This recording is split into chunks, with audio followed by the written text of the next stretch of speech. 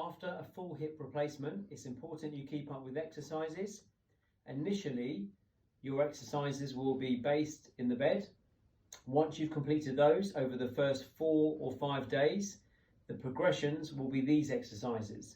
You'll need to do them about 3 times a day for around 10 repetitions.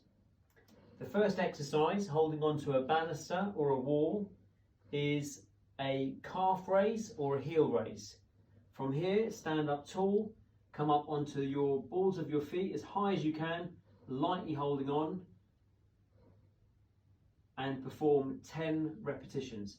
Make sure you're coming up until you can feel your calf muscles contract and then come back down under control. Once you've completed 10 repetitions, the next exercise is to perform a knee raise. When you lift your knee up towards your chest, make sure your foot is pointing forwards and not turned out or turned in.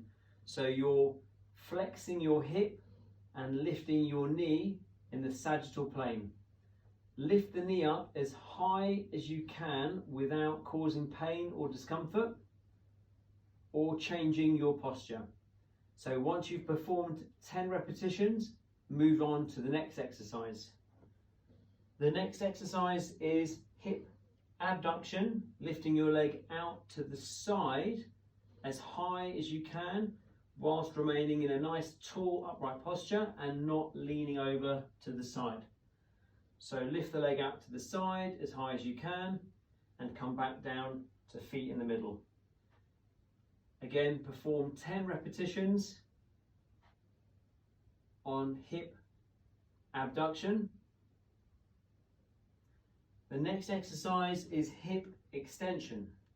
Again, starting nice and tall, extend your operated leg back as far as you can and come back down to the middle. As you extend the leg back, be careful not to tip your torso over. So stay tall. You should feel like your glute muscle here engages. And again, perform 10 repetitions. The next exercise is a heel kick. Stand nice and tall with your hips extended and kick your heel towards your glutes 10 times. This is working the hamstring muscle here, and it's also helping to keep your knee moving through flexion.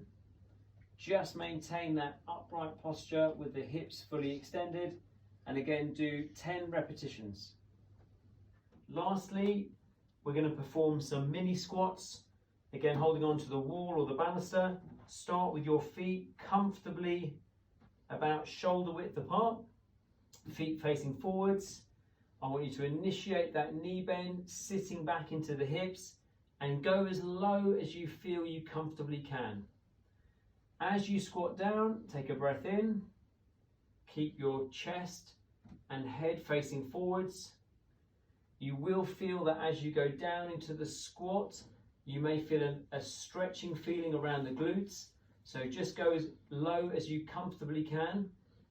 And if you've had a hip replacement using a posterior approach like I have, be careful not to overly flex at the hip more than 90 degrees. So keep a slightly more upright chest position as you go into that squat. So make sure you do 10 repetitions